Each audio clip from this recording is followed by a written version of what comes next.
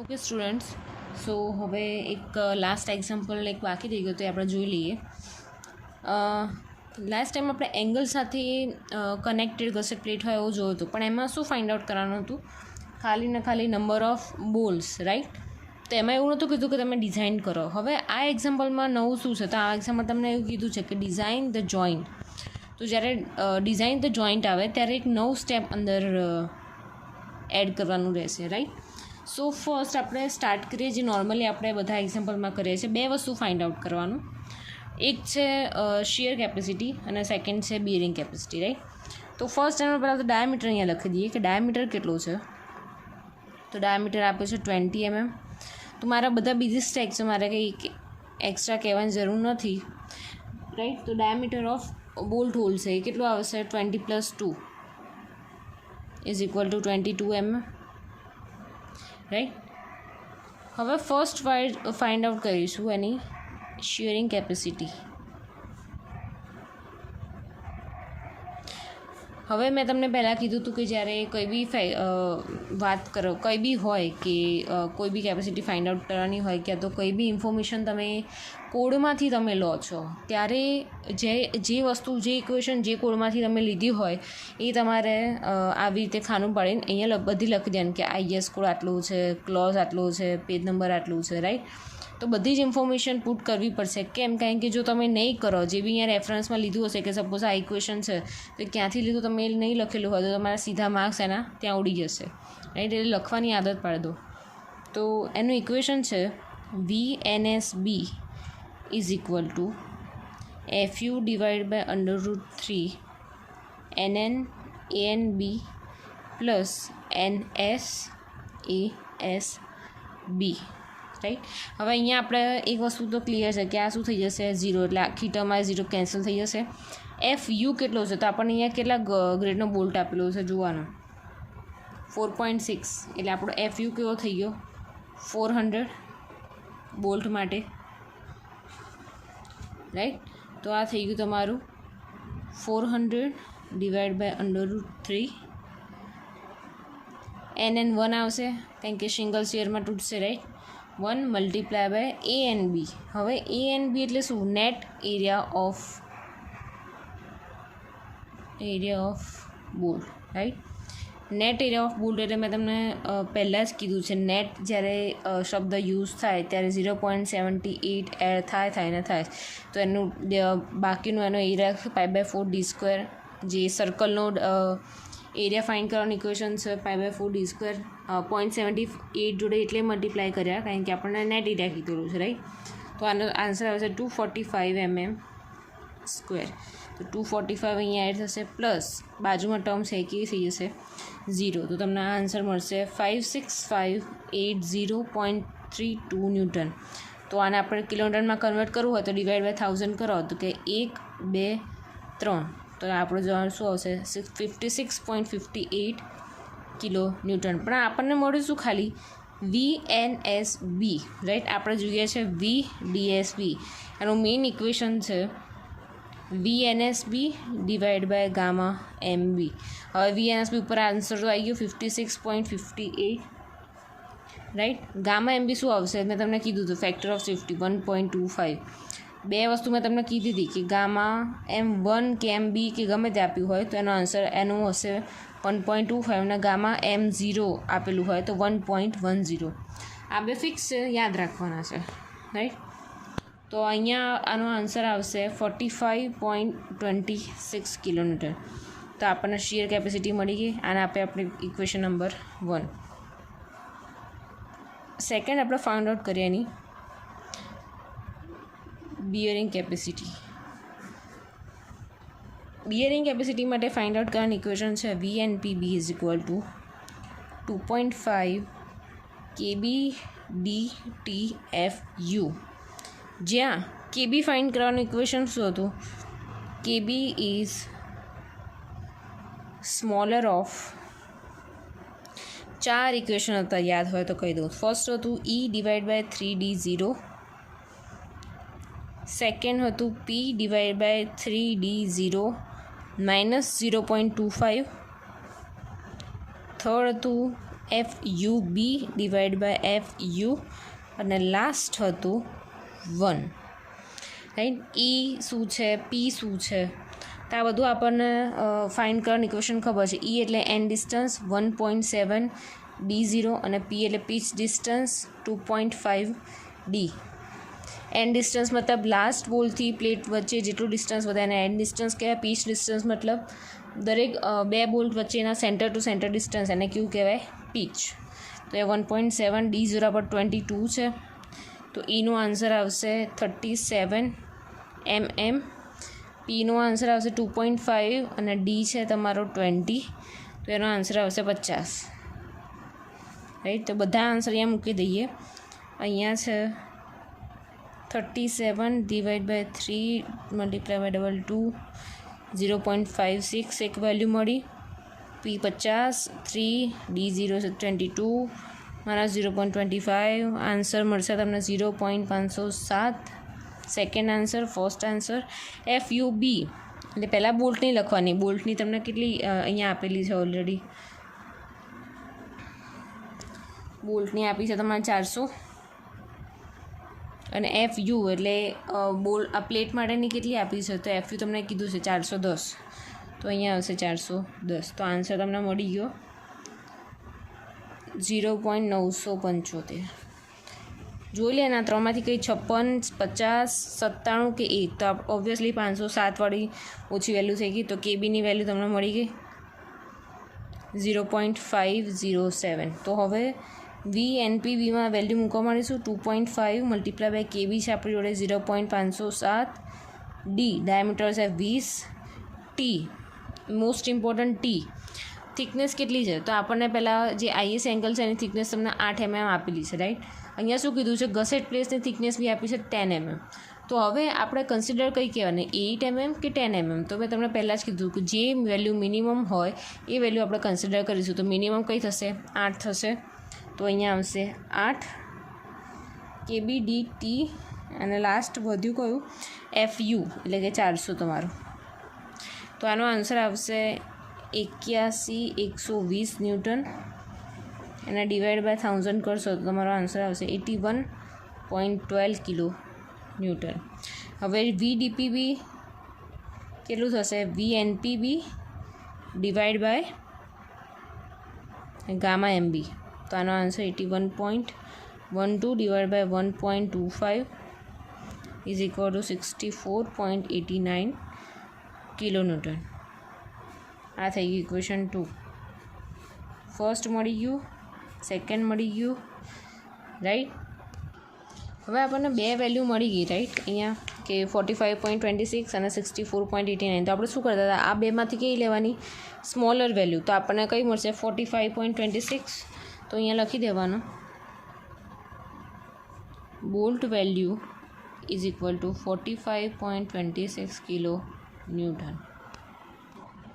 હવે number of bolt required આપણને ખબર છે નહીં કે નંબર ઓફ બોલ્ટ કેટલા. તો નંબર ઓફ બોલ્ટ રિક્વાયર્ડ એનું ઇક્વેશન મેં તમને પહેલાં જ કીધું હતું, યાદ હોય તો, ટોટલ લોડ ડિવાઈડ બાય એની બોલ્ટ વેલ્યુ, રાઈટ. તો ટોટલ લોડ અહીંયા કેટલો આપેલો છે રકમમાં જોવાનો, 125, રાઈટ. તો અહીંયા 125 ડિવાઈડ બાય આપણો આનો આન્સર આવ્યો 45.26. તમારો આન્સર આવશે 2.76. એને રાઉન્ડ અબાઉટ કહીએ તો 3 નંબર ઓફ બોલ્ટ પ્રોવાઈડ કરેલા હશે, રાઈટ. તો એની આપણે ફિગર દોરી દઈએ. તો આપણી ફિગર છે, રાઈટ. આપણને અહીંયા મળી ગયું કે 3 નંબર ઓફ બોલ્ટ પ્રોવાઈડ કરવાના. તો આપણે એક અહીંયા એંગલ દોરીને અહીંયા 1, 2 અને 3 બોલ્ટ પ્રોવાઈડ કરી નાખવાના. પછી અહીંયા શું ડ્રો કરી નાખવાની, આ ગસેટ પ્લેટ. હવે એને સાઈડ વ્યૂથી આપણે જોઈશું તો કેવી લાગશે, આ જે ગસેટ પ્લેટ જે આ જોઈન કરેલી છે એ તમને કેવી દેખાશે, એક સીધી લાઇનમાં દેખાશે.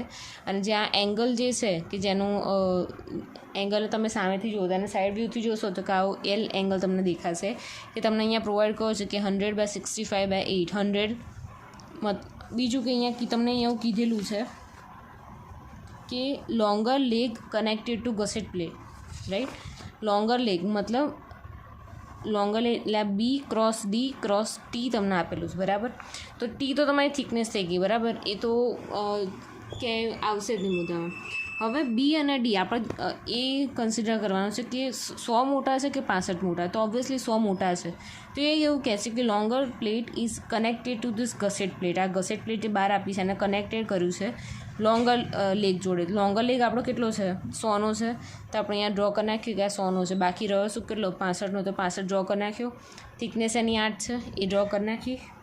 તો આ ફિગર ડ્રો કરવી કમ્પલસરી છે, કારણ કે બધી વેલ્યુ તમે ફાઇન્ડ આઉટ તો કરી નાખી. કેટલા બોલ્ટ મળ્યા, કેટલી બોલ્ટ વેલ્યુ મળી, એન્ડ ડિસ્ટન્સ મળ્યું, પીચ ડિસ્ટન્સ મળ્યું, એંગલ કઈ રીતનો છે, કઈ થિકનેસ છે, કઈ ગસેટ પ્લેટ છે, તો એ બધું એક ફિગરમાં ડ્રો કરવું જરૂરી છે, રાઈટ. હવે લાસ્ટ એક સ્ટેપ છે, લાસ્ટ તમારો ચેક છે કે બ્લોક શિયર ફેલિયર. હવે બ્લોક શિયર ફેલિયર એકચ્યુઅલી શું કહેવા માગે છે? તો એક ટર્મ એ આ અહીંયા ફિગરથી આપણે સમજીશું, રાઈટ. તો આ તમારી જે એંગલ છે એ થઈ ગયો, રાઈટ. અહીંયા અલગ અલગ બોલ્સ કેટલા છે? 5 6 બોલ્સ પ્રોવાઈડ કરેલા છે, રાઈટ. તો આમાં ટર્મ અલગ અલગ આપેલી હશે કે જે આપણે સમજવાની રહેશે કે કઈ ટર્મને શું કહેવાય છે એક્ઝેક્ટલી, રાઈટ. સો અહીંયા 4 ટર્મ છે ટોટલ.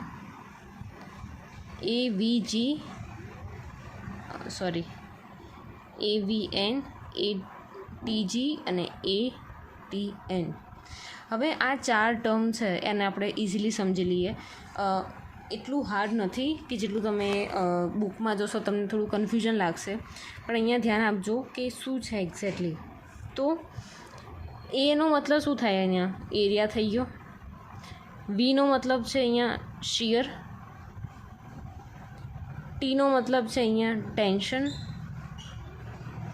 બરાબર. આ તો મેઇન ટર્મની વાત કરી કે વી અને ટીની. હવે બીજું શું છે કે જીનો મતલબ ગ્રોસ અને એનનો મતલબ છે નેટ. ક્લિયર? આ 4 ટર્મ છે. આ 4 ટર્મને આપણે કેવી રીતે મેં તમને એના શોર્ટ ફોર્મ કહી નાખી કે વીનો મતલબ શું થાય? શિયર. ટીનો મતલબ ટેન્શન. અહીંયા જીનો મતલબ ગ્રોસ અને એનનો મતલબ નેટ. આ બધી ટર્મ એકબીજા માટે ફાઇન્ડ કરવાનું છે. સપોઝ શિયર છે તો શિયરમાં આપણે ગ્રોસ બી જોઈશે અને નેટ બી જોઈશે. એવી રીતે ટેન્શનમાં ગ્રોસ બી જોઈશે અને નેટ બી જોઈશે, રાઈટ. તો હવે બધું છે શું એક્ઝેક્ટલી? તો આપણે અહીંયા જોઈએ. તો જ્યારે ગ્રોસ તમને મેં પહેલાં સમજાવ્યું હતું. ગ્રોસ મતલબ આખું જેટલું બી તમને પ્લેટમાં આપ્યું હોય એ બધાનું જ કેલ્ક્યુલેશન કરવાનું. પણ જ્યારે નેટ શબ્દ યુઝ થાય, નેટનો મતલબ કે તમારી જે વસ્તુ છે, તમારી જે પ્લેટ જે છે એમાંથી જે બી વસ્તુ પાસ થતું હોય, સપોઝ એમાં હોલ આપ્યા છે તો જેટલા બી હોલ આવતા હોય એ બધાને કેવા કરી નાખવાના? ડિડક્ટ કરી નાખવાના, માઇનસ કરી નાખવાના. તો આપણને એ બધું કાઢતા આપણી પાસે જે એરિયા વધે છે એને કેવો કહેવાય? Net area, right. તો આપણને ગ્રોસ અને નેટ તો ખબર પડી ગઈ, પણ આપણે આ ટેન્શન અને શિયર કેવી રીતે ખબર પડશે, રાઈટ. તો આપણે એક નોર્મલ વસ્તુ સમજીએ કે એક આ પ્લેટ તમને આપેલી છે, રાઈટ. આ પ્લેટ આપી છે અને એમાં કંઈક આવી રીતે હોલ આપેલા છે. હવે એ તમે એને ટેન્શન આપશો, એટલે તમે એને 2 બાજુથી ખેંચશો તો એ કેવી રીતે તૂટશે? તો એની ત્યાં કંઈક ફિગર હું ડ્રો કરું છું.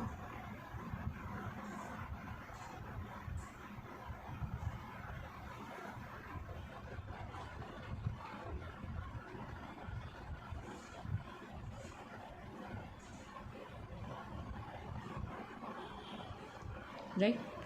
અને બીજી જે સરફેસ છે એ તૂટશે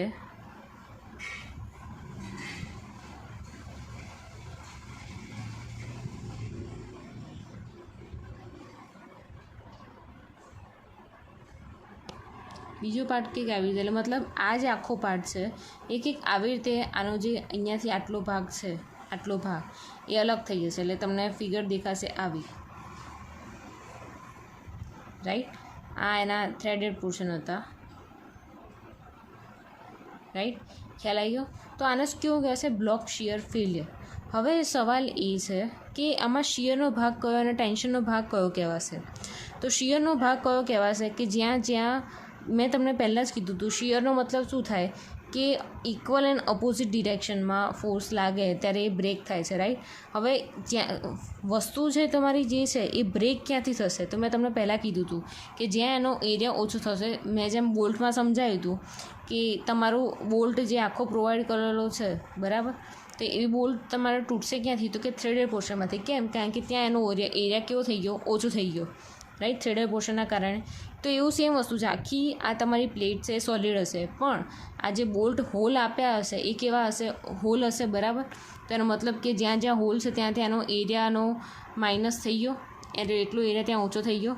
તો એના લીધે શું થઈ જશે, જ્યારે ટેન્શન આવશે ત્યારે એના સેન્ટરમાંથી તૂટશે, રાઈટ, કારણ કે એ હોલ છે, બરાબર. તો એક એક આ ઉપરની આવી રીતે તૂટી જશે ને અને સાઈડની બાકી કંઈક આવી હશે, રાઈટ. તો હવે એક્ઝેક્ટલી આનો મતલબ શું થયો, તો કે આ જે અહીંયા આ જે લાસ્ટ બોલ્ટના સેન્ટરથી આ પહેલાં બોલ્ટના સેન્ટર સુધીનું ડિસ્ટન્સ જે છે કે જે શું થશે, નીકળી જશે, શિયરમાં બ્રેક થશે. શિયરમાં એટલે જ્યાં જ્યાં બોલ્ટ આપેલા છે ત્યાં ત્યાંના હાફથી એ બ્રેક થઈ જશે. તો મતલબ આટલો જે એરિયા છે, આ ધ્યાન આપજો, જ્યાં પટ્ટી કરી છે એટલો શું આપણો એરિયા લેવાનો છે. તો એ પહેલાં તો શું થઈ ગયું, એને આઈડેન્ટિફાઈ કરવાનું કે એરિયા, બરાબર, શિયર એટલે આપણે એને વી આપી દીધું, અને આખું આપણે અહીંયાથી આખો એરિયા લઈશું તો કેવો થઈ જશે, ગ્રોસ એરિયા, બરાબર. હવે શિયરમાં જ આપણને નેટ એરિયા કીધો હોય તો કેવી રીતે થશે કે ડોટેડ લાઇન તમને દેખાય, ડોટેડ લાઇન અહીંયા અંદર નહીં જાય. કેમ? કારણ કે આને આપણે ડિડક્ટ કરવાનું છે નેટ એરિયા માટે.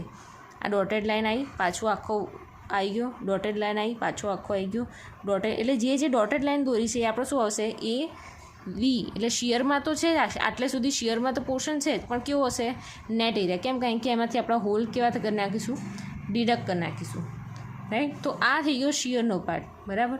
હવે આટલો જે પાર્ટ વધે છે આ સ્ક્રૂથી આ લાસ્ટ જે બોલ્ટ જે છે એનાથી ઉપરનો, એ કેવો અનુભવ કરશે, ટેન્શનમાં રહેશે, રાઈટ.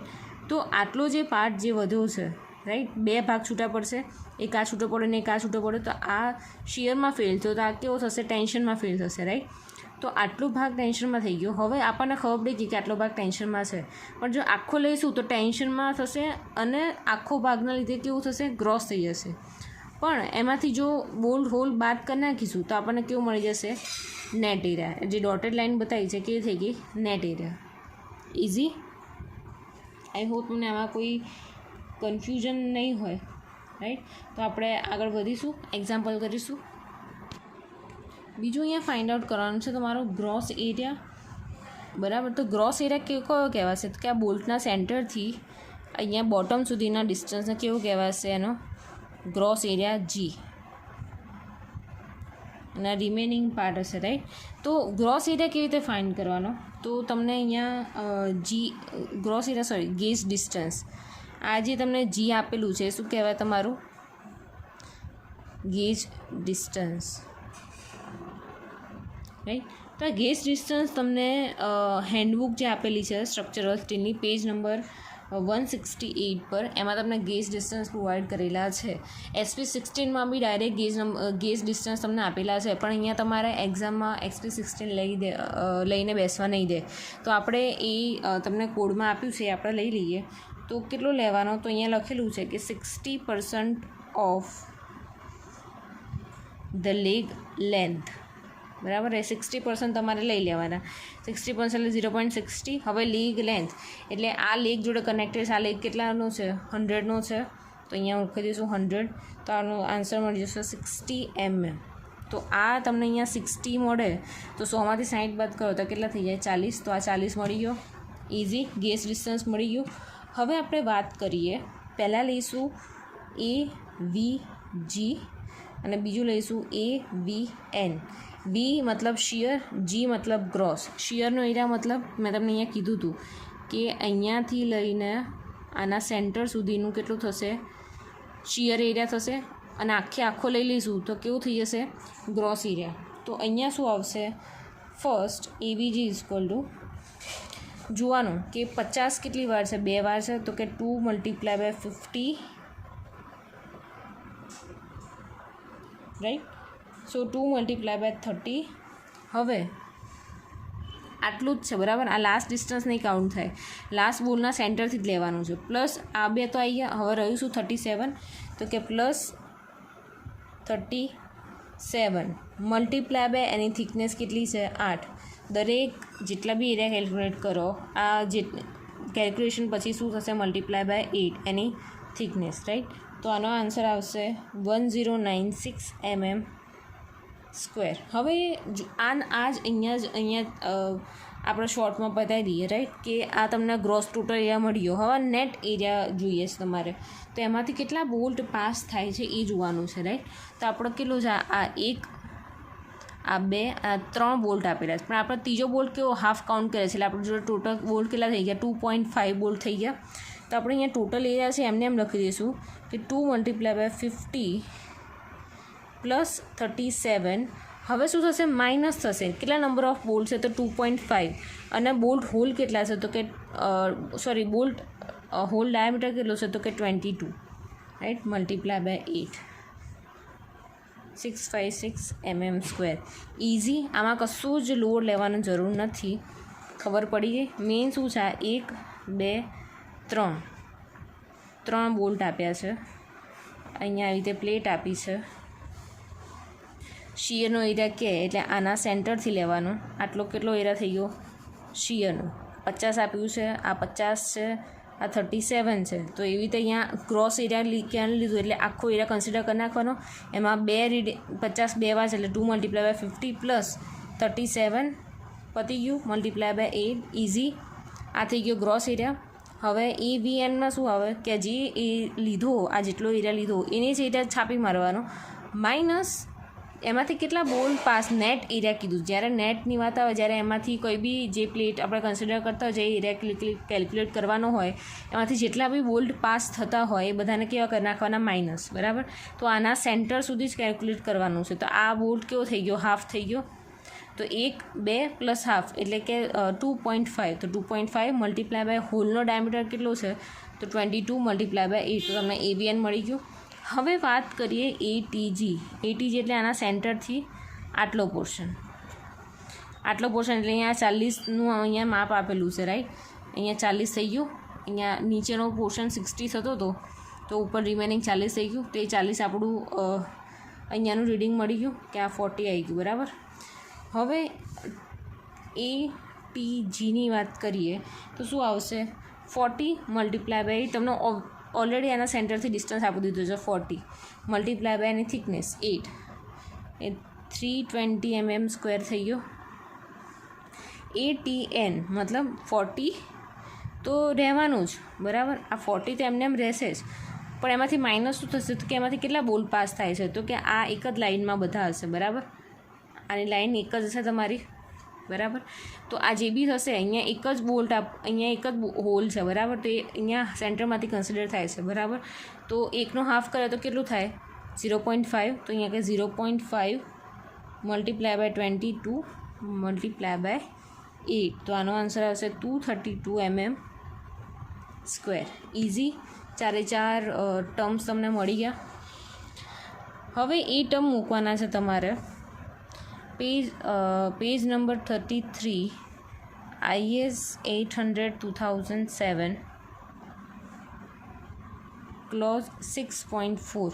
એમાં TDB1નું ઇક્વેશન આપ્યું છે, AVG/FY divide by √3 gamma M0 plus 0.9 ATN FU by gamma M1. હવે આમાં આપણે આન્સર મૂકી દઈએ. બધા આપણે વેલ્યુ ઓલમોસ્ટ મળી ગઈ છે. AVGની વેલ્યુ શું છે 1096, FY કેટલો છે 250 આપેલો જ હશે, ના આપેલો હોય તો FY કેટલો થાય 250 થાય, યાદ રાખજો. √3 ગામા M0 મતલબ 1.10, 0.9 ATN કેટલો મળ્યો કે 232, FU કેટલો છે 410, M1 1.25. તો તમારે લાસ્ટમાં આન્સર મળશે 212,299.10 ન્યૂટન. ન્યૂટનનું કિલોમીટરમાં કન્વર્ટ કરવું હોય તો ડિવાઈડ બાય 1000, 1, 2, 3. તો તમારો 212.29 કિલોન્યૂટન આન્સર મળ્યો TDB1. હવે TDB2નું વાત કરીએ. એમાં આપણે 0.9 AVNFU divide by gamma √3 gamma M1 plus ATG into FY by gamma M0. તો અહીંયા બધી વેલ્યુ તમને ખબર છે, બધી જ વેલ્યુ અહીંયા પુટ અપ કરી નાખશો, તમારો આન્સર આવશે 184,531.78 ન્યૂટન. એને ડિવાઈડ બાય 1000 કરશો તો તમને આન્સર મળશે 184.53 કિલો ન્યૂટન. બરાબર. આગળના 2 ઇક્વેશન મળી ગયા હતા. આ થયું તમારું 3rd ઇક્વેશન, આ થયું તમારું 4th ઇક્વેશન. હવે બ્લોક શિયર માટે આ બેમાંથી આપણે કન્સિડર કરીશું તો કે જેની વેલ્યુ સ્મોલર હશે એ વેલ્યુ, રાઈટ. તો આપણે અહીંયા કેવું થઈ ગયું, TDB is equal two smaller value છે 184.53 કિલોન્યુટન. આ આપણે શું ફાઇન્ડ આઉટ કર્યું, એનો લોડ ફાઇન્ડ કરી નાખ્યો કે આપણી કેપેસિટી કેટલી છે. આપણા જે 3 નંબર ઓફ બોલ્ટ જે ફાઇન્ડ કર્યા એની કેપેસિટી કેટલી આવી, જોઈન્ટ કેપેસિટી કે 184.53 કિલોન્યુટન લોડ એ સહન કરી શકે એમ છે. તો જોવાનું કે આપણને જે પ્રોવાઈડ કર્યો છે લોડ કેટલો આપેલો છે આપણને રકમમાં, અહીંયા આપેલો છે 125 કિલોન્યુટન. બરાબર. એનું જે એંગલ આપ્યું છે એનો કેટલો છે 125 કિલોન્યુટન. તો જે આપેલો લોડ છે એના કરતાં આપણે કેવો આપણને કેવો લોડ મળ્યો વધારે. તો એની કેપેસિટી કેટલી ખમવાની છે 184.53. મતલબ આ શું થઈ ગયો તમારો સેફ થઈ ગયો, safe in a block shear,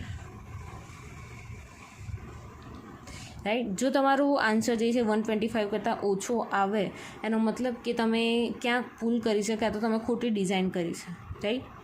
તો જ્યારે 125 જેટલું આપણને આપેલું છે એના કરતાં આપણે વધારે ડિઝાઇન કર્યો એનો મતલબ કે આપણે ફેક્ટર ઓફ સેફ્ટી બધું એડ કરીને એને ડિઝાઇન કર્યો. તો મતલબ કેવું થઈ ગયું, આપણને સેફ યુઝ માટે થઈ ગયું, રાઈટ.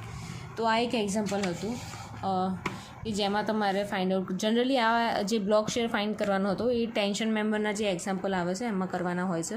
પણ આમાં એક એક્ઝામ્પલ હતો એટલે મેં તમને શીખવાડી દીધો, રાઈટ. કે સપોઝ આવો એક્ઝામ્પલ પૂછાય તો. અને હા, આમાં જો મેક્સિમમ કન્ફ્યુઝન નીકળવાના ચાન્સ છે. જો તમને કન્ફ્યુઝન હોય તો તમે મને મેસેજમાં કે પૂછી શકો છો, રાઈટ.